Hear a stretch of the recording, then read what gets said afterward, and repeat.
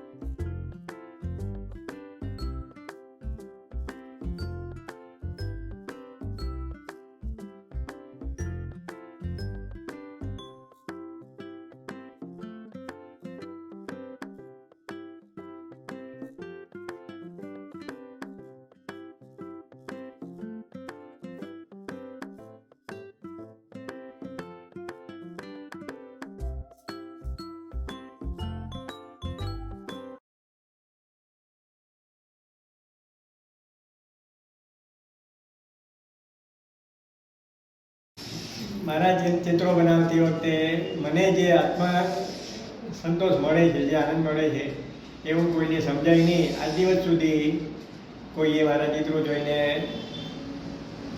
ક્યાંય પણ એપ્રિસિએશન કર્યું નથી. પણ હું નિરાશ નથી થયો. ખૂબ જ ચિત્રો બનાવ્યા છે ને હું મુંબઈમાં જ્યાં રહેતો હતો બોરેલીમાં મારી બાજુમાં 7 વાગે નેશનલ પાર્કના ઝાડવામાં મને બોલાવતા ને હું ખૂબ જ ચિત્રો ઝાડના ચિત્રો મેં ખૂબ જ બનાવ્યા. ઝાડના ચિત્રો બનાવવા એક એડવાન્ટેજ એ છે કે એની ડાળી ઓછી વધતી લાંબી ટૂંકી થઈ ગઈ હોય તો એ ફરિયાદ નહીં કરતા. જ્યારે માનવ સ્વભાવ મુજબ માનવ કોઈ પણ વ્યક્તિનું ચિત્ર આપણે બનાવીએ તો એ લોકો ખોડખાપણ કરે કે ભાઈ મારું નાક આવું થઈ ગયું કે આંખ ભાગી થઈ ગઈ કે એવું જાળવવા દેતા નથી. ઘણા ચિત્રો બનાવતી વખતે માણસો આજુબાજુ ટોળે વળીને આયાવાળા આર્ટિસ્ટ એમ દેતા હોય છે. તો એમાં નિરાશ થવાનું કે ગુસ્સે થવાનું કોઈ કારણ તો નથી, કારણ કે સમાજનો નિયમ છે ટીકા કરવી. ચિત્રો બનાવતી વખતે હું આસપાસનું વાતાવરણ જોઉં, કારણ કે થોડા વખતથી જંગલી પ્રાણીઓનો દીપડાનો ડર નેશનલ છે. એ ઝાડ ઉપર બેઠો હોય ને હું નીચે ચિતરતો હોય તો કદાચ મારો કોળીઓ કરી જાય. તો એવો ધ્યાન રાખીને માધ્યરંગમાં એક વખત ચિત્ર બનાવતો હતો તો મારા વિશેષ મારી દીકરી મારી બાજુમાં જ બેઠેલા.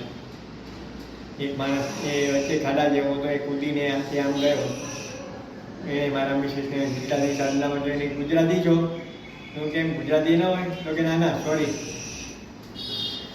મેં કીધું ભાઈ સોરી બોરી કંઈ નહીં, પણ ગુજરાતી આર્ટિસ્ટ ન હોય એવું અહીંયાની મેન્ટાલિટી મને લાગે છે. તો કે ના ના એવું કંઈ નથી. રાધાકૃષ્ણનું ચિત્ર બનાવ્યું ત્યારે એક જણા કે આમાં બંસરી તો ક્યાંય દેખાતી નથી. એવું નહીં દેખાય, તો મોટું ચિત્ર છે ને તમને જોતા આવડે નહીં ત્યાં સુધી તો નહીં દેખાય. હમણાં અશોકભાઈ વ્યાસ મને કંથારપુરા લઈ ગયા. નીલુબેને આવો નાને પાયાના પ્રયોગ શરૂ કર્યો એની પહેલાં બોરીવલીમાં મારા વનનું પિત્તળના ફ્લેટમાં 65 ચિત્રો દિવાલ ઉપર લગાડીને મેં આવો પ્રયોગ કરેલો. ત્યારે વિનુબેનને હું અત્યારે ધન્યવાદ આપું છું કે બહાદુર છોકરીને ધન્યવાદ આપને લાયક છે કે આવો પ્રયોગ કર્યો જે સફળ પણ રહી છે ને એ અત્યારે પોતે પણ ખુશ છે કે સરસ આવા ચિત્રો આવે છે, સરસ ચિત્રકારો મળે છે ને અમદાવાદમાં એ નામ મુખોટે આર્ટ ગેલેરીનું નામ થતું આવે છે.